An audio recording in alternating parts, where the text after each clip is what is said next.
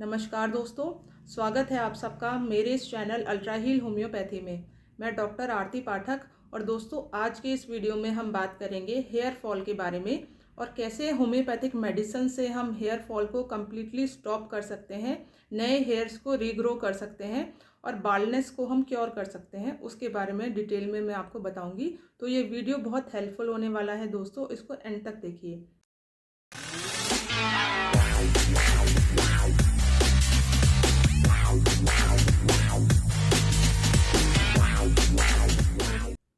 तो दोस्तों जिस पर्सन को हेयर फॉल होता है वो हर तरीके का हेयर ऑयल यूज़ करता है, बहुत सारी मेडिसिन्स भी खाता है, पर उसको अल्टीमेटली कोई रिजल्ट नहीं मिलता। ऐसा क्यों होता है? ऐसा इसीलिए होता है दोस्तों क्योंकि हम हेयर ऑयल तो यूज़ कर रहे हैं, हम मेडिसिन्स तो ले रहे हैं, पर हम अपनी बीमारी के कारण के हिसाब से हम मेडिसिन्स नहीं ले रहे हैं। जो हमारी बीमारी है उसका जड़ से इलाज नहीं हो पा रहा। जैसे उदाहरण के तौर पे आप जान लीजिए दोस्तों, हेयर फॉल के बहुत सारे कारण हो सकते हैं और कारण के हिसाब से ही मरीज़ को दवा दी जाती है जो कि इफ़ेक्टिव रहती है और हेयर फॉल को स्टॉप करती है। अब उस कारण के बारे में मैं आपको बताती हूँ जो मोस्टली देखे जाते हैं। वो है टीनिया कैपिटिस इन्फेक्शन। टीनिया एक रिंगवॉर्म इन्फेक्शन है जो कि स्कैल्प का इन्फेक्शन होता है जिसके कारण हेयर फॉल शुरू होता है।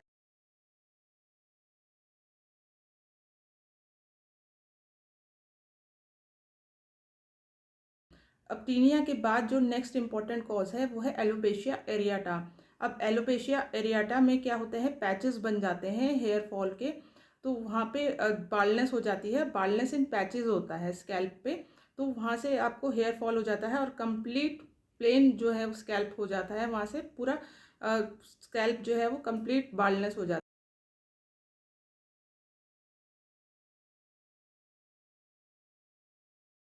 तो ये पैचेस हैं हेयर्स के, इसमें से कम्प्लीटली जो हेयर्स हैं वो फॉल ऑफ हो जाते हैं जिसको एलोपेशिया एरियाटा बोलते हैं।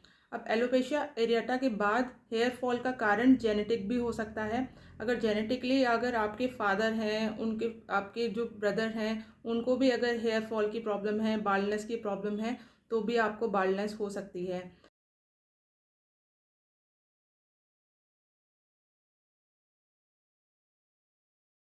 अब बात करते हैं कि अगर आपको बहुत लंबे टाइम तक किसी बीमारी से आप संक्रमित हैं, आपको बहुत लंबे टाइम से कोई बीमारी है जिसके लिए आप बहुत मेडिसिन्स ले रहे हैं, तो भी आपको बाल्डनेस हो सकती है क्योंकि हमारी जो ओवरऑल हेल्थ है बॉडी की, उसका असर हमारे बालों पे और स्किन पे भी पड़ता है। तो इसकी वजह से भी हेयर फॉल हो सकता है। अगर आपको बहुत थायराइड प्रॉब्लम है, थायराइड डिसऑर्डर्स रहते हैं, उसके लिए आप मेडिसिन्स ले रहे हैं, तो भी आपको हेयर फॉल हो सकता है। उसके साथ अगर आपको स्किन की कोई एलर्जी है या कोई स्किन डिसऑर्डर है, तो भी आपको हेयर फॉल की समस्या हो सकती है।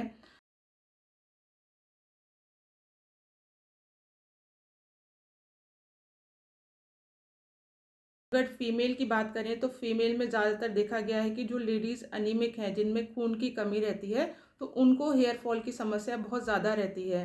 तो डिलीवरी के बाद हेयर फॉल की समस्या शुरू हो सकती है लेडीज़ के अंदर। तो ये बहुत सारे कारण हैं हेयर फॉल के जो मैंने आपको बताए हैं। इसके अकॉर्डिंगली ही मेडिसिन्स दी जाती हैं। तो आपको कारण पता करना बहुत ज़रूरी है, उसके बाद जो मेडिसिन दी जाती है वही मेडिसिन काम करेगी। इसके अलावा अगर आप कोई भी यूज़ करें, हेयर ऑयल यूज़ करें या मेडिसिन्स लें जो कि कारण के हिसाब से आपको नहीं दी जाती है, तो फिर वो मेडिसिन काम नहीं करेगी, ना भी कोई इफ़ेक्ट आएगा। अब हम बात करते हैं कि अब पेशेंट को क्या करना चाहिए। सबसे पहले आप अपने डॉक्टर से जाके कंसल्ट करिए, अपनी मेडिकल हिस्ट्री कंप्लीट दीजिए।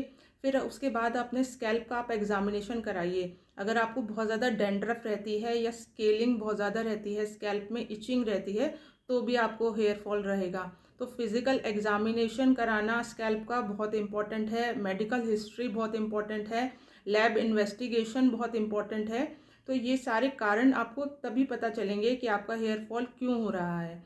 अब इतना करने के बाद आप अपने डॉक्टर से कंसल्ट जब करते हैं तो फिर आपको इंडिविजुअलाइज्ड मेडिसिन दी जाती है, यानी आपकी बीमारी के हिसाब से आपको जो मेडिसिन दी जाती है वही इफ़ेक्टिव रहती है और वही हेयर फॉल को रोकने में पूरी कारगर रहती है। अब मैं आपको बताती हूँ एक ऐसी होम्योपैथिक मेडिसिन जिसको हर तरीके का पेशेंट यूज़ कर सकता है और वो हेयर फॉल को रोकने में बहुत कारगर है।